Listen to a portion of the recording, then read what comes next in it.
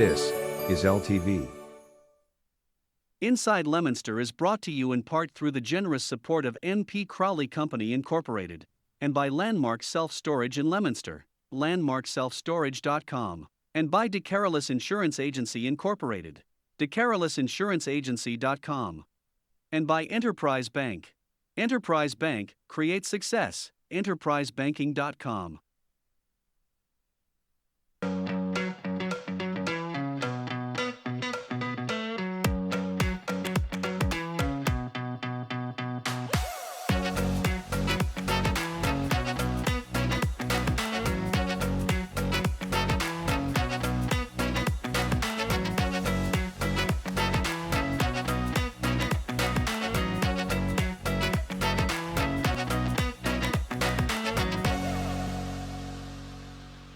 Hello and welcome to Inside Leominster. My name is Dean Mazzarella, Mayor for the city, and thank you for watching. Our new times are, now we may float off of this, but 4 to 5, and sometimes we may be 6:30 to 7:30, but for today, we're live. Show is Inside Leominster. My name is Dean Mazzarella. 534-1626 is the phone number if you'd like to call and ask a question. We do have a guest today, Jake Fleming, the business manager at the DPW, is going to be on with us in a couple of minutes. But before that, we're going to go to a very important segment of our show, and very important. And, you know, Art, if I don't have you on, people will call me and text me later and say, where's Art? Before that, though, I just want to thank our sponsors for the show. And a couple new ones coming on, as I understood. They called me and said, hey, we'd like to sponsor your show. Well, I think mostly because of Art, we're getting all of these endorsements. So anyway, it's time for the Art Report. Art, are you out there? I think I'm here. You are? I think I'm here. It's ironic you said the DPW director. Mm-hmm. Well, that's today I wanted to talk about. We were coming out of Demolers on Tuesday, I believe it was. Oh, my gosh. Look at the mugshot. We're coming out of Demolers. That's all Connery needs to see. You know, actually, he won't be able to see it. He had cataract surgery today. Hey, you know anyway, we're coming out of Demolers. And wait a minute. This is breaking news. Luke Connery says, will Art be participating in the pizza crawl? Don't listen to him. That's a good one. Anyway, we're coming up by the barracks. Yeah. I'm looking over and I see a lot of lights, and I go, oh, they're patching the road. Leominster's patching the road. And I said, they always stay ahead of the game. That's a good thing. So I pull up, and a bunch of cars go, and then one of the gentlemen that's there, DPW, put his hand up to stop us because they wanted to bring the little steamroller, as we call it, across the road to lay down over the pave they just did. They wanted to set. So I said, no problem. We're both smiling, me and Rita, and we could bringing the groceries home. I give him a thumbs up. Rita gave him a thumbs up. He gave us a little smile. He did a little bit of his dance as he left the road, and like a maitre d' would bend over and move his hand through to greet you at the door. That's how he did with us to start. And all I could think of was when Guy Verassi was directing traffic at St. Leo's, the show he'd put on.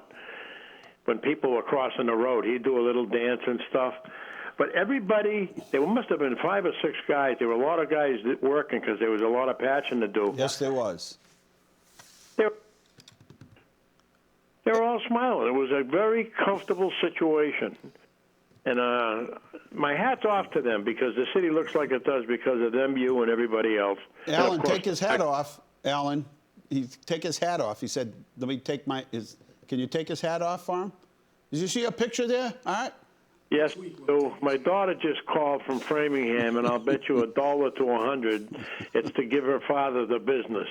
See, you guys are creating more information that people need to know. Art said, Luke Connery said, I'm on the edge of my seat. Of course he is. He's fallen off. He's probably got diarrhea. Poor Luke. He's trying to endure the Art Report, he said. He's trying to endure the Art Report. You should see him on the golf course.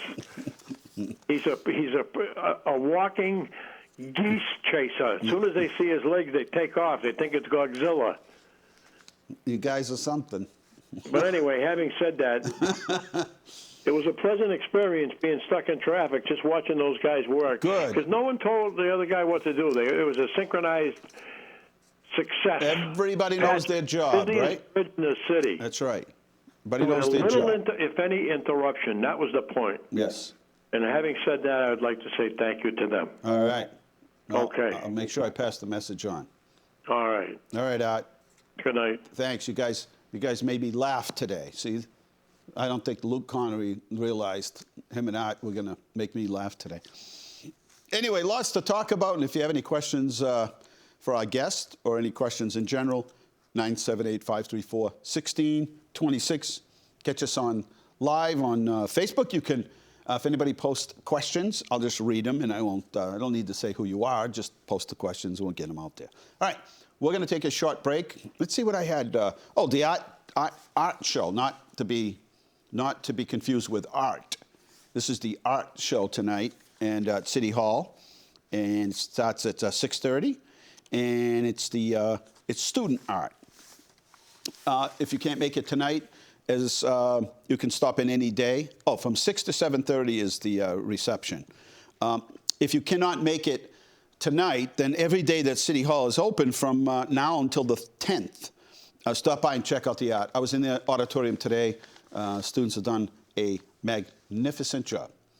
Taking a break here at Inside Leominster. We'll be right back.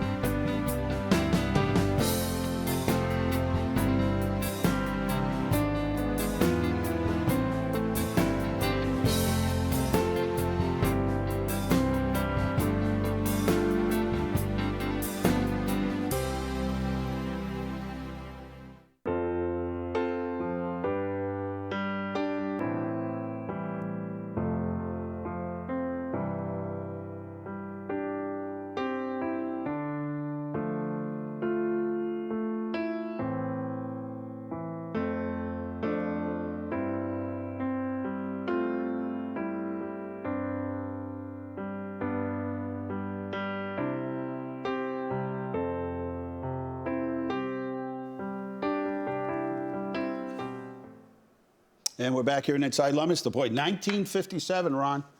What year were you born? 56. 56. I'm a 57. A lot of familiar faces there, Carl, in that picture. Did they ever put it out there to see if anybody recognized anyone? I think we put it on. You did? On Facebook.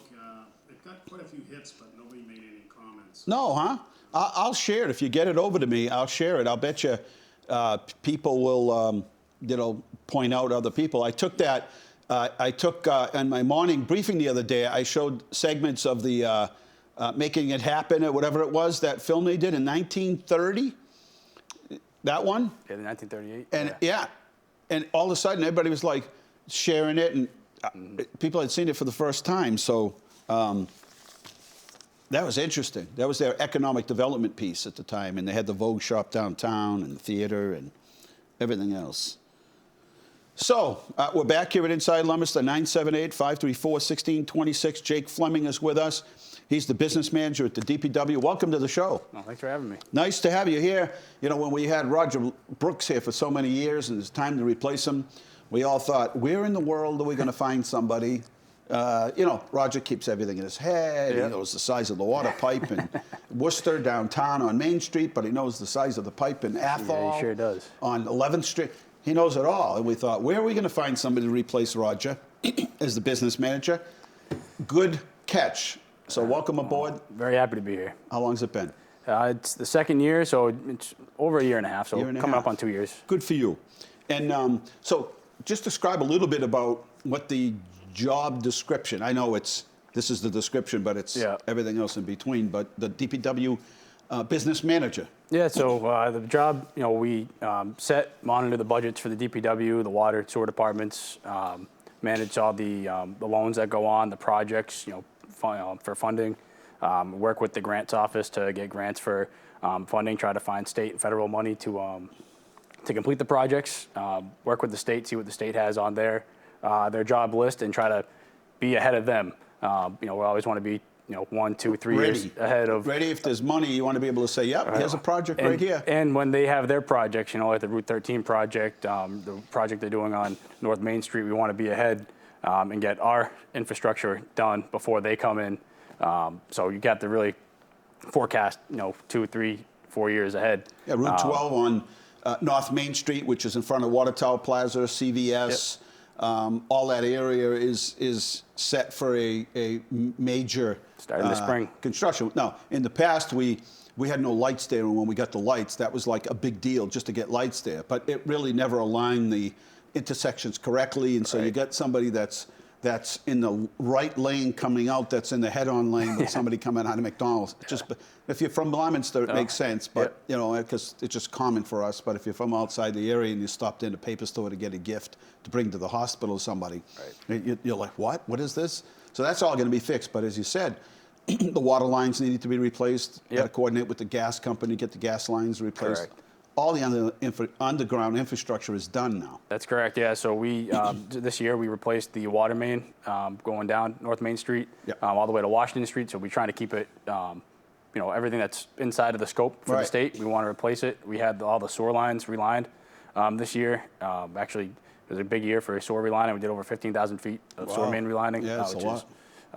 It's a lot. And the water was done there. The gas company came in. They did their section, and we just had the tie-up right in the Hamilton Street intersection, but that will start as soon as the weather permits. Yeah, they're working over there at the former Workers Credit Union. Yep. So I was trying to think today, Workers Credit Union used to be Pirelite Credit Union. And then before that, it was Foster Grant. Now, I don't remember, did Foster Grant have their own credit union over there? I don't remember that.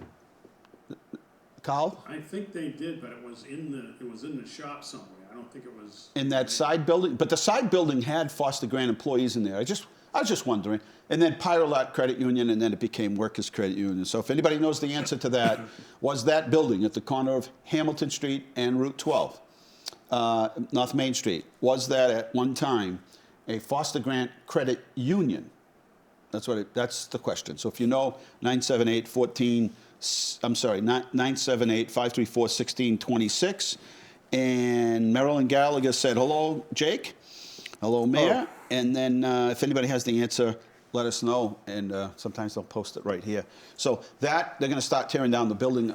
Today we're taking down the signs, bringing in compressors. I assume they have lead or asbestos removal to do. Right. But that building will be coming down, and then that's going to allow more lanes to widen that path. They couldn't do it without taking that building. Correct. And there are accommodations for the rail trail that's going through the back of it too. So it's all happening at once, and it's all getting tied in. Huh? It'll be a nice area once it's all done. It's going to be exciting. And in my conversations with the people that own the Water Tower Plaza, good things happening there in the future. So it's all coming together, as they say. Yeah, that'll be a good area. We have, when we did Merriam Ave, people asked us, well, why don't we just pave the whole thing, like in one shot? Well, first of all, too long. Yeah. Secondly, there's infrastructure work again. Talk a little bit about the process that we use for repaving roads. All right, so a lot of the resurfacing funds come from the Chapter 90 funds from the state. We've been lucky enough to be able to match a lot of those funds with city funds to get more done. And we're doing that again. And we're doing that again. Yep. I was talking with Ray, the director, before. We're getting ready for this upcoming season in paving, and a stretch like Merriam, where it's been around forever. The pipes that were there were early 1900s pipe, some 1800s pipe for water. That needed to be replaced. I mean, I think the stretch there is about between Lindell and Main Street. It's got to be close to 2 miles. and 2 miles of water, sewer, gas. It takes a long time to do. It takes a lot of money to do. We were able to get that done, but you really need to, again, project a few years out. This year we can we can do the water in this section of sewer. The gas and electric is outside of our control. And we have some photos that go on with Oh. this. Yeah. Yep. And then you want it to settle. Right, you need it to settle. Right. The last thing you want is you dug all these trenches all over the place, and now you go in and pave, and the pavement sinks. So now you got. Ideally, you want 3 years for a trench to settle. That's sometimes it's you need to do it sooner than that because of how much they settle. Right. Sometimes just a project necessitates it. There are different types of fill that you can put to do that, but Flowable fill or something, but it's then expensive. Very expensive. Let's go to the slide, Jake. This is I think Kyle showed Austin. I'm sorry, Austin to Thayer on Merriam Ave. Sewer lining, yep. And the wonderful thing today is that you can do a lot of this work underground without ripping up the whole street. Correct.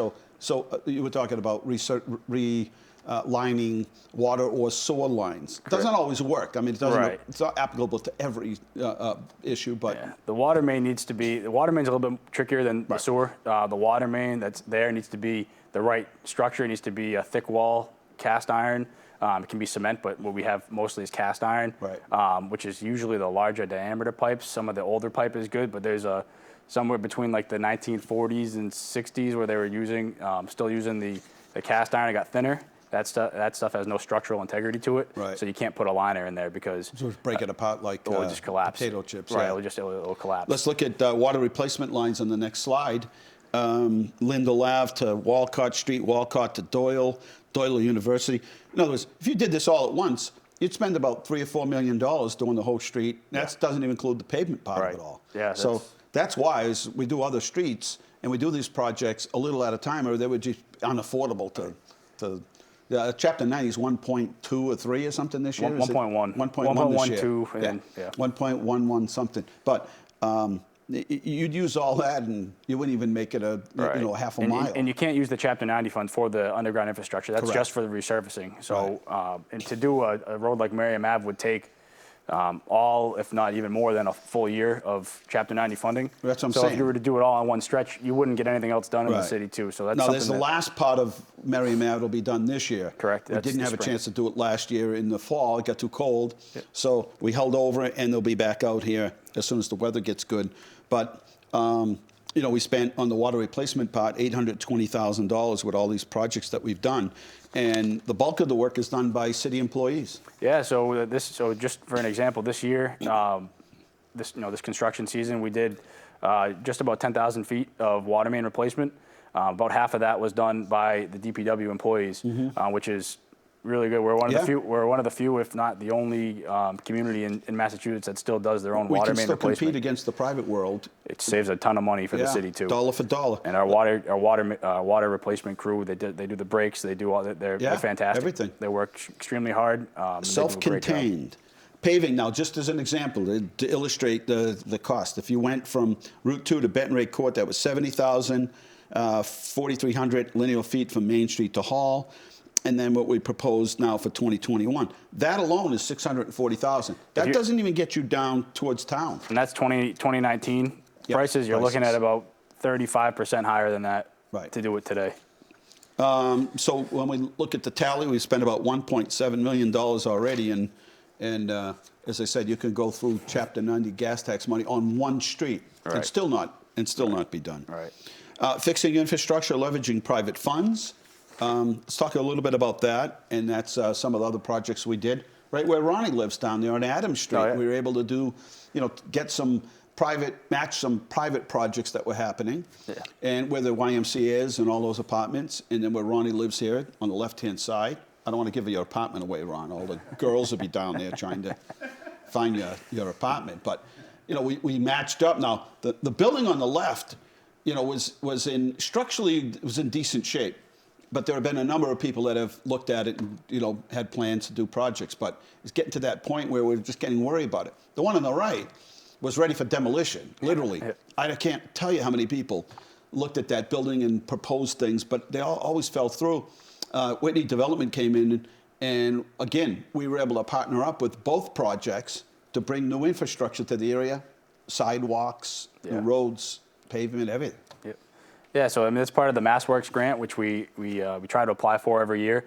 We just did a project this year for it as well, and obviously the goal of that is to improve public infrastructure and that helps facilitate Brings in new business. Private enterprise. Now that project on the left would never have happened, and the project on the right never would have happened. The project on the left, somebody would have done something with that, but the project on the right was really ready for demolition, literally. There were holes in the roof, there were vagrants getting inside. We were worried about it, and that couldn't have happened if we didn't have this partnership with the state, allowing us to use some of those monies to help do over the infrastructure. Yeah. Let's look at the downtown MassWorks. We were talking about MassWorks, and we teamed up with Enterprise Banks, 45 Summer Street, that area around Brady's, for another $2.5 million, which ended up leveraging $15 million. Yeah. So another example. Great. It's a great program, and like I said, we try to take advantage of it every year. As often as we can. We were able to do again one this upcoming year. And that was down on the commercial road area around the Chopsticks Plaza, the sidewalks over there, the wall and fence of the cemetery, some of the visual stuff, and not to mention the water and sewer stuff in the ground that you can't see. It's great. So that'll help development as they redevelop the mall area there. Correct. Right? Yep. It's just part of the partnership. We also got another MassWorks grant for coming up for up around Target in the back there to extend that road out, which will open up some of the land, bring the infrastructure in for more commercial or I would suspect industrial development. Here's the this year's work here. So the sidewalk, that's Hawes Street. That's the backside of the Chopsticks and the Wendy's. You see the sewer in the middle and the right-hand side in front of the cemetery. The sewer is great. You can do a lot of it without digging, but sometimes you come to a section where you got to tear it up. You have to tear it up. There was a situation where the sewer pipe wasn't suitable for the lining, so we had to replace that. That does happen. It does happen. A mismatch of heights. Let's go to the next slide. ARPA funds, which is the American Rescue Plan projects at the water and wastewater plants, and we can kind of show. Talk a little bit about that. Yeah. We were able to use some funds for that. We're going to hopefully finally get some sewer line up to Shoalin Farms. Yep. Talk about some of the other projects that you got planned for that. Yeah, so with the ARPA funds, we have both the Shoalin Farms sewer extension and we have a water main relining on West Street, and that's going to go from Lindell up behind where Lindell Ave and West Street meet. By the pond, the Pierce Pond over there, all the way down to Exchange Street. And it's in engineering right now. We're working with Ty and Bond on that, and it's going to be a great, it's tough to dig up that section of road. It's a main street, so being able to do that subsurface, you have to dig some entry pits to get there, but you're not digging a whole trench in the whole road. Right, and some of those trenches are huge. Right, yeah, yep. And so these ones will be pits, and so you'll have a pit every 600 feet rather than a continuous stretch of trench down the entire road. 978-534-1626. And Jake is with us today, and we're just talking infrastructure. He's the business manager for the DPW, if you have any questions at all. One of the things I was going to point out is Roger had come to me, 20-something years ago, and he said, we really should start to get the water separated from, we had a couple big storms, and we had backups in people's houses. And he said, we really should start moving in that direction where we're separating the stormwater from the sewer system. And I said, well, what's the big deal? He said, well, you're taking basically water that's semi-clean here that that is ending up in the sewer system, and then it surcharges when you get one of those big storms, those big heavy rains, and it just pours for like 2 days. Well, the sewer fills up because of that water. It's already got a function, but now you added water to it, which you really don't have to, but it needs a separate means to get to its end location. And so we started doing what we called I&I, removing sump pumps from the sewer system, and pipes that for years were just integrated. Cross connections, combined sewers, And we spent a lot of money doing it, but we did it before anybody else did it. And before it was mandated by the state, so we're ahead of the game. Now it's like everyone has to do it. And so I drive around and I see some of these roads and I'm like, I know exactly what they're doing. It's a big job because a lot of times you're digging up. When you're digging to fix this problem, you're digging up huge parts of the road. Right, and you have to separate. So where there was one existing pipe, you're now digging that one pipe and making it into two. So you're really digging, you're taking up a lot of the road. There's certain sewer drain. We still do some drainage work, but we do more maintenance now. We were able, we took a lot of those the combined flows out, and we have. I don't believe we have any left in the city. I think we have all occasionally those come across one. You have some that aren't on record. Yeah. It's really now it's a maintenance, and now we do a lot of flow monitoring. We try to do a flow monitoring program every spring that identifies where we are still getting I&I in the system, and we work to remove it. So we're really trying to be proactive with that. It saves money because all the water that gets into the system gets treated at the plant, and huge. That's the other expense. thing is you're spending all that money to treat clean water. Correct. Basically, clean water. Yep. And the system was really built to clean sewer water. Right. And it costs the same whether it's a gallon of sewage or a gallon of water. Right. It goes through the same process, and there's the same operating It has to be expense. treated the same way. Right. And it's interesting because, as I said, I see these huge excavators tearing up streets that have to be blocked off because the holes are so big. So we're on the other side of that. We made the right move when we started to do that. And as you said, we're done. Occasionally we find something. We're doing maintenance, but it's the savings. Now we can use our sewer funds to work on replacing sewer lines rather than going back and do this separation. See what else we have. Projects coming up. Route 13. Art was saying how they were up there patching holes. 13 is not done. They got as far as they could till the weather turned bad, and then they said, "Yeah, it's winter. We're out of here." Right. But that will finish this year, right? That's another state project. They're hoping to get that done this year. They're gonna, as soon as the weather breaks, they're gonna be going right back into it. I seen them kind of bringing equipment in and coming in and remarking things and everything. So the contractor's anxious to get out there and start working and wrap it up so they can move on to another project. Right. So they had a contract till March, but I think they've extended it because there were parts from the traffic signals. And I know people get a little nervous out there because they see the turning lane that goes into the Sunoco station that's not there. But you got to make accommodations for that time when there is something there at the Sunoco station. You got to make those accommodations so that the last thing you want is somebody to come in and say, well, I need to put in a driveway here, an exit for this property, and it doesn't line up with our traffic signals. Right. That would be the worst thing. 978-534-1626. Let's check, see if we have any questions here. No, just a bunch of people watching, which is a good thing. Jake Fleming is the business manager at the DPW. What did we forget? So Route 12, Route 12 going south. Engineers went in to see me the other day, last week sometime, could have been the week before, within the last 2 weeks.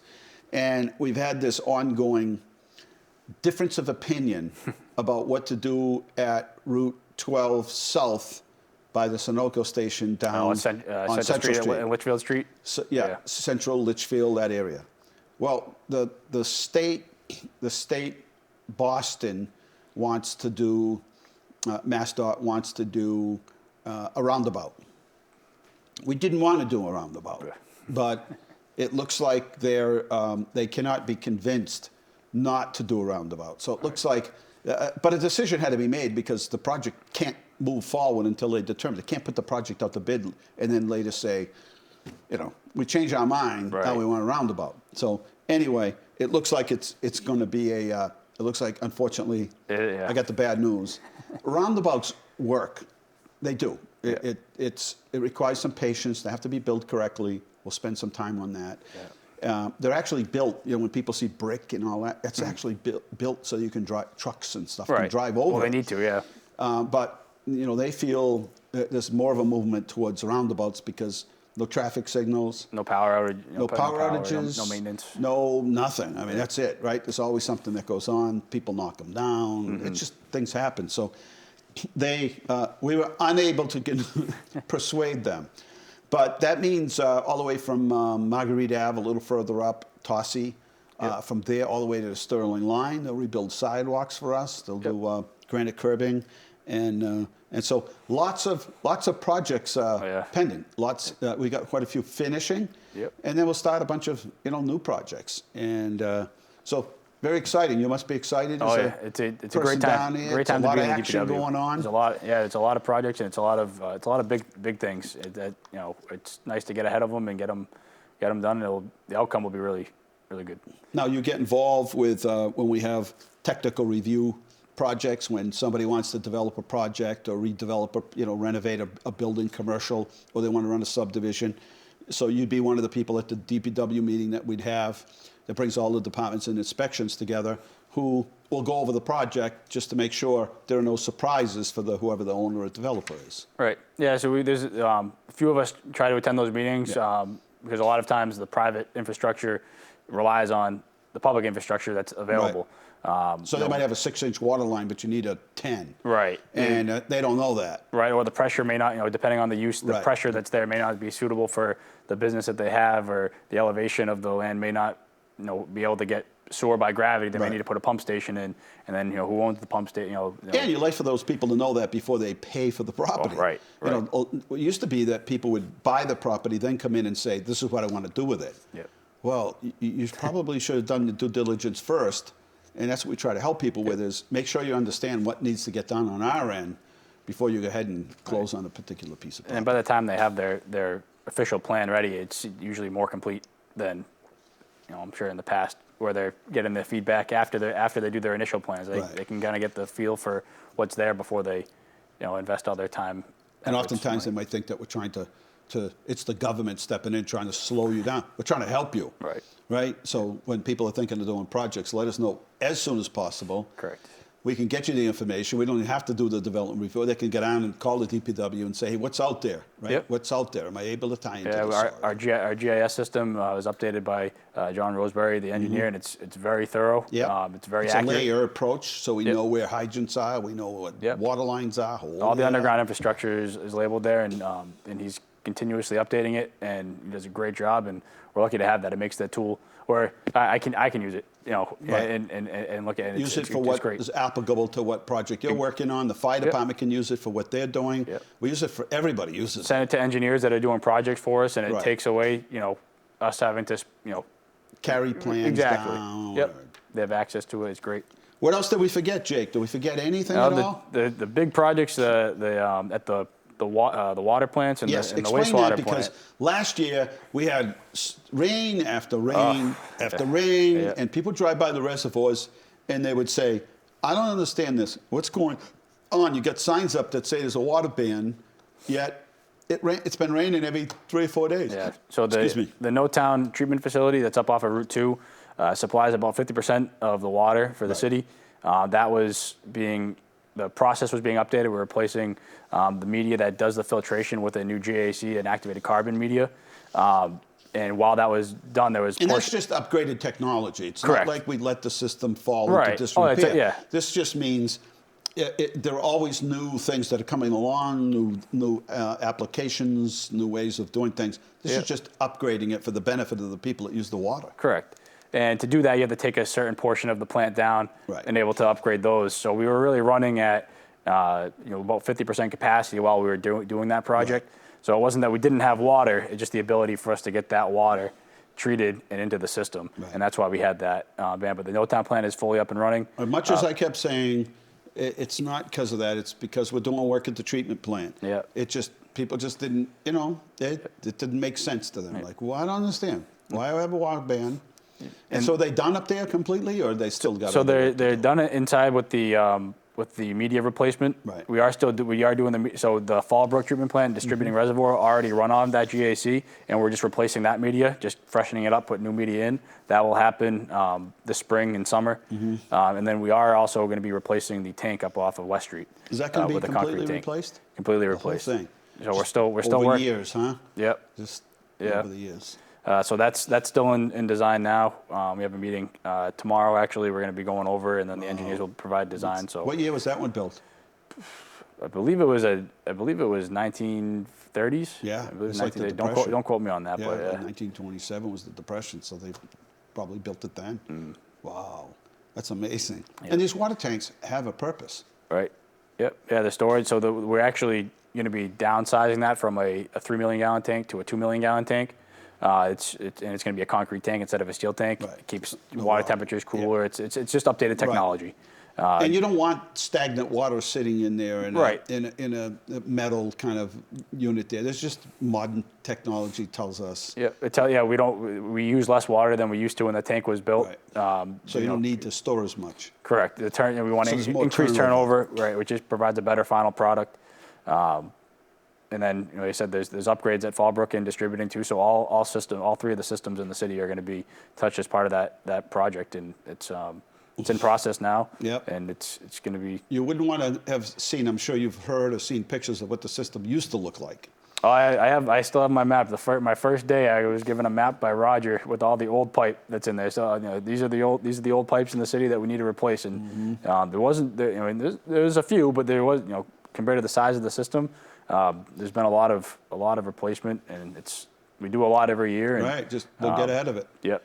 The thing that disappoints me is we've spent and have so much invested in our water system, yet people flock to the supermarkets like I've never seen. So places where the water is horrible, you get down to Florida and some other places, the water is terrible.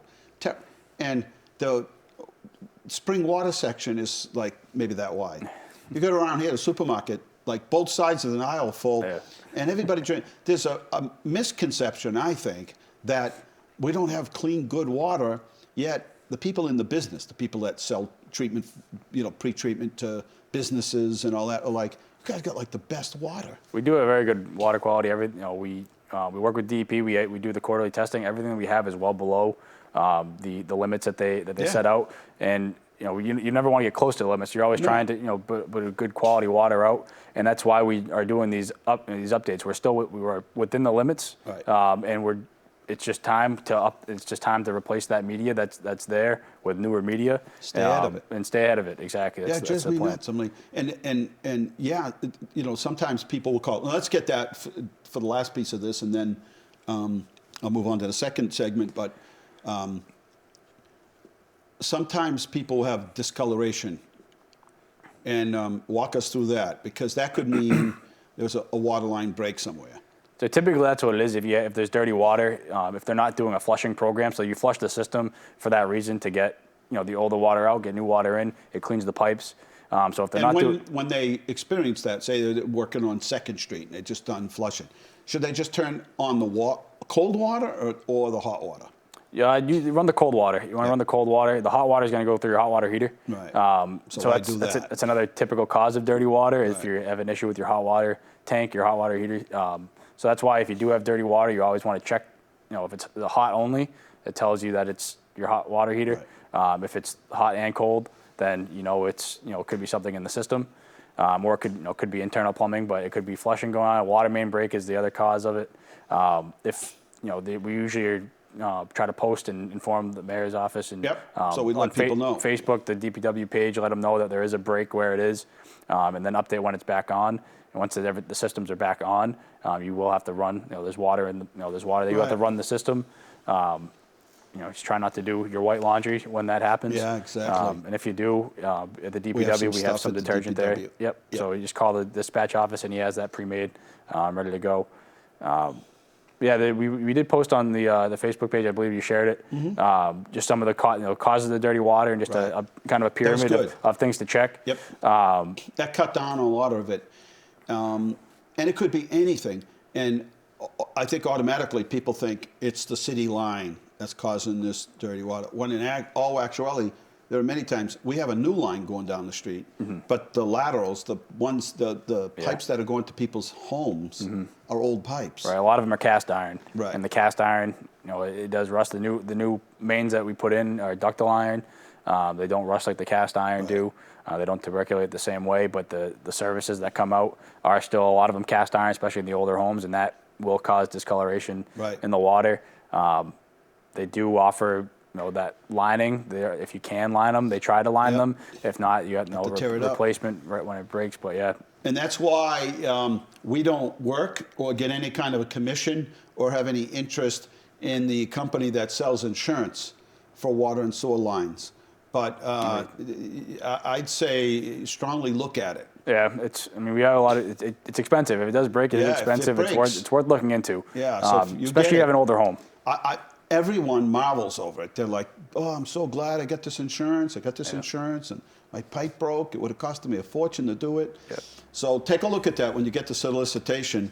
It's not up to us we're not mandating it or anything. It's optional, but it's thousands of dollars to replace a water line. Correct. If it breaks. Yep. What did we forget? Anything, Jake? There's a lot going on. 43 minutes of stuff. We'll have you on again as we move forward with during the construction season. Let people know what's happening. There's other projects that are coming through the door that we'll be able to talk about. So thank you for coming on. Of course. And, thanks for having me. And it's fun when there's all these projects going on. It is. It's a lot of fun. The police station, and that's something you guys got involved in. But I drove down the Lancaster side. I looked in. And I'm like, wow. Yeah. Look at those walls. It's like building those little skyscrapers in Boston or something. You know? It's going to be a great building over there. It is. All right. Thank you, Jake. No, thanks for We're having me. taking a short break. We've been talking with Jake Fleming, the business manager at the Leominster DPW, and we're going to take a short break, and we're coming back, and we'll give you all the updates and our photos of the week. We'll be right back.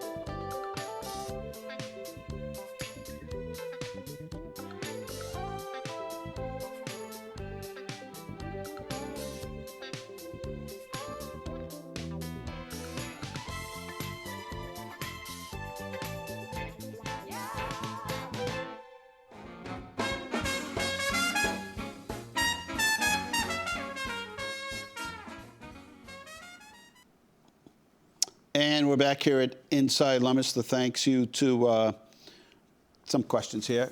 I'm just seeing them now, but I will get answers for you. Anyway, we're back here at Inside Leominster, just a couple of minutes, just shy of 15 minutes to go. And let's get to some photos of the week. Let's see how we do. There we are. We get a central Massachusetts aerial shot of the downtown with that fresh snow. Look at us, huh, Kyle? Wouldn't it be cool to have all the old timers around to see aerial shots of Leominster from a drone?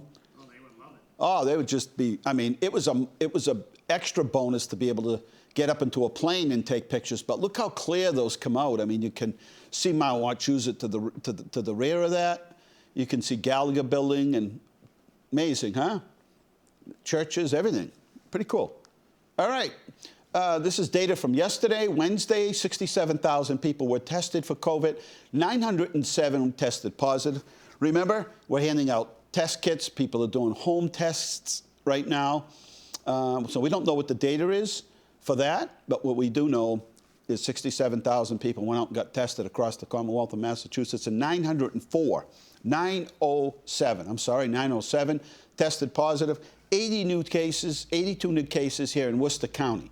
And our 2-week amount is 103, dropped from 185. We were close to 2,000 in January 19. Imagine that. And it's dropped to 103. Still, 35 deaths across the Commonwealth. One is too many. Hospitalization is clearly down. We're at 401 now. There are 4,000 beds in the Commonwealth. We were up close to 3,000 people being in the hospitals. Intensive care right now is 64, and intubated is 32.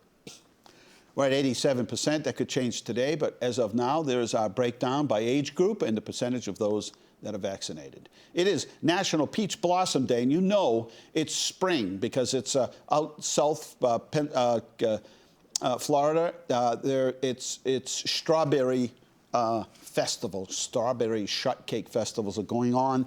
But it's Peach Blossom Day in Georgia. It's National Soup It Forward Day, National I Want You to Be Happy Day. It's World Herring Day, World Wildlife Day, National If Pets Had Thumbs Day, National Mulled Wine Day, National Hospitalization Day, Japan Dolls Festival. It's Bulgaria's Liberation Day, Canadian Bacon Day. Every day is Canadian Bacon Day. National Cold Cuts Day, Missouri Compromise Day, and National Anthem Day, and 33 Flavors Day. If you're looking to get an update on the police station, you can so using all of the most modern technology, including going to LemonsterPoliceStationProject.com, and also staying up to date on the rail trail. You can go to TwinCitiesRail.com, TwinCitiesRail.com.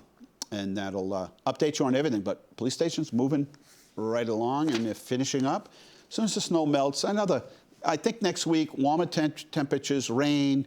We're going to go back to pretty much the snow is going to just wash itself away. 4 more days for vaccines, Pfizer only, March 5, 12, 19, and 26, 10 to 3:30 over at the Chico Drive, Fallbrook School.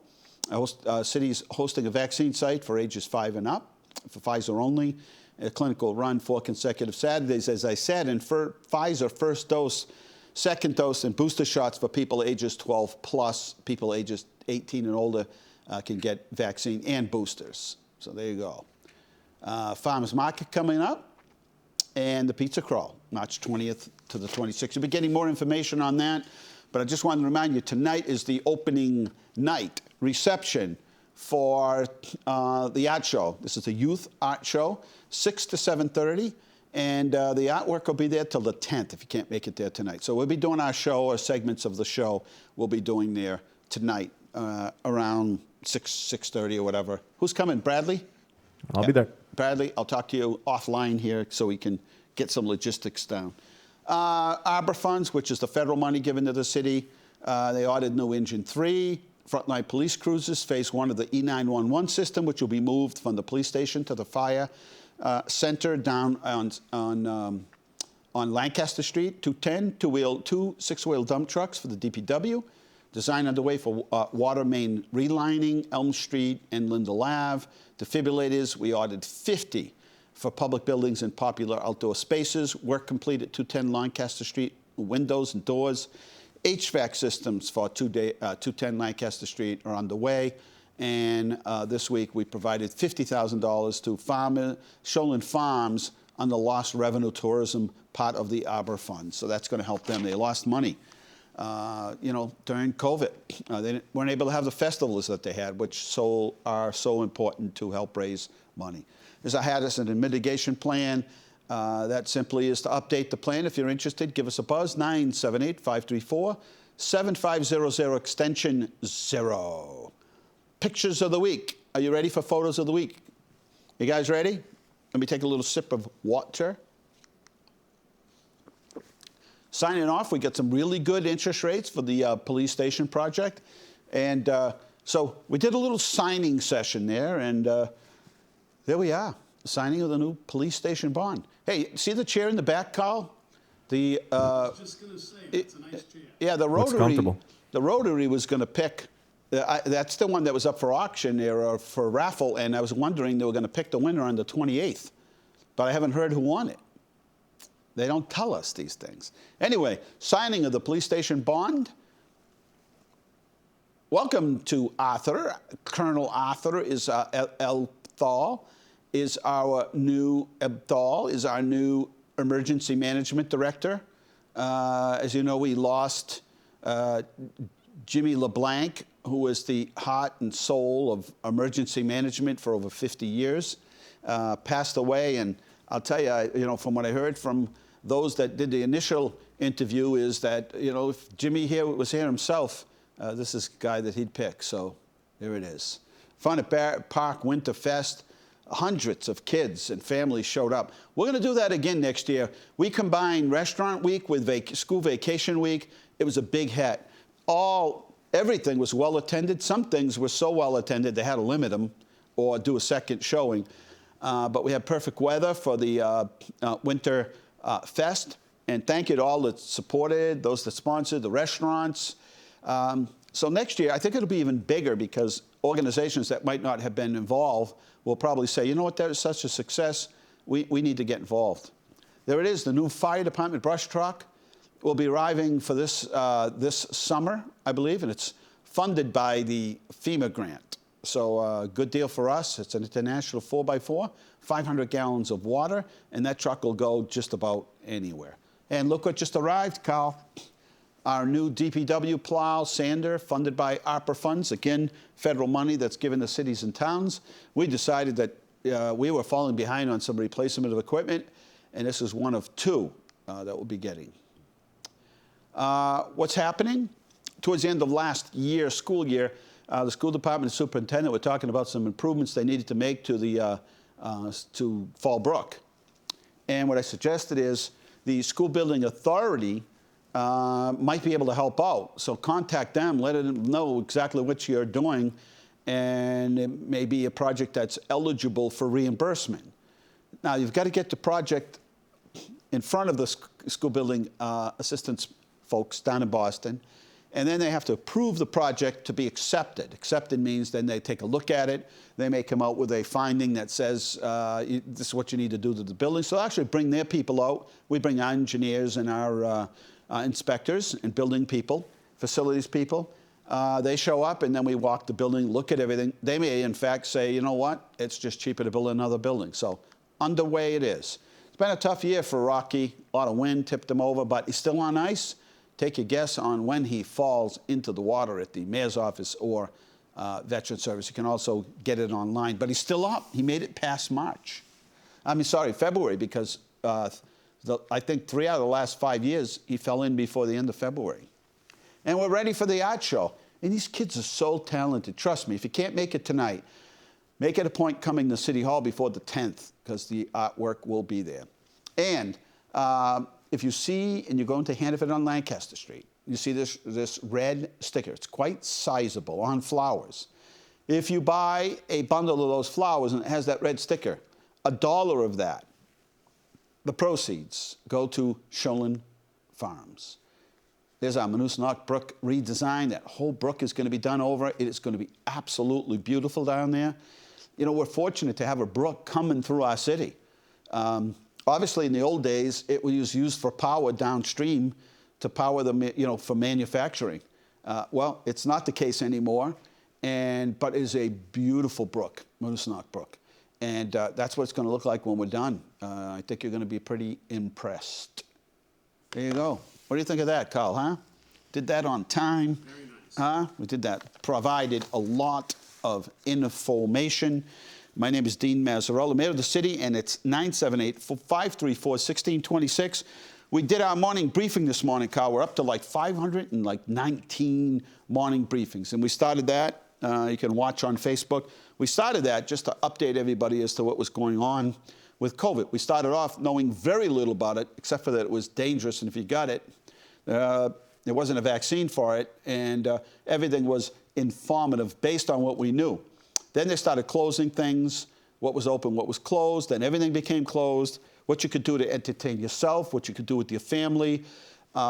Then it became a mechanism to help small businesses who are doing the old, what do you call it, their curbside pickup, as they were slowly opening, trying to get back to something. Our business was closed 16 or 18 weeks. It's a long time. And we did that, and we tried to be a little bit entertaining when we could, informative, educating, and get you through, you know, those months and months that seem to go on forever, and use it as a means to connect. And it worked well, but we kept on it, and we still update everybody every day as to how things going with COVID, where you can get a vaccine, where you can get tested. And we also use it to update you on what's happening for the day, the week, and the month. So pretty effective. We'll continue to do them as long as people want us to do them. Some days we go off on a little rant and start talking about things in general, a little bit like a morning coffee chat, whatever it is that your beverage of choice is, or maybe doing errands around the house. Take your phone with you and watch or listen. And we'll continue to do it, but it's a good way of pushing out information every day. And some days it's a half hour, some days it's 20 minutes, some days we're in a real rush. And then other days, very few days, but most of the time we keep people up to date. We let them know what's canceled during snowstorms and whatever's going on, we can tell you in a moment's notice. We're out of time here at Inside Leominster, are we? Just another minute left here. But we will be filming tonight for the art show, and then we'll show it, probably segments of it next week, or as a fill-in for when there's a particular day that I can't be here. But I'll talk to Bradley about that, and we will be back next week. And we're beginning to line up guests. They're beginning to call us now, saying, can I get on the Thursday, 4 to 5 o'clock Inside Leominster? So good news, spring is around the corner. The Flamingo promised, boy, he turned results immediately. We had some wonderful weather in the last couple of weeks or so. Yeah, it got cold, and we've had a little bit of snow, but melts it right down. Huh? That sun is strong. So have faith in the pink flamingo, and spring is around the corner. We're out of time here Inside Leominster. Thank you for watching. Good night. God bless you. Remember, the world is run by those who show up. You need to show up. Good night.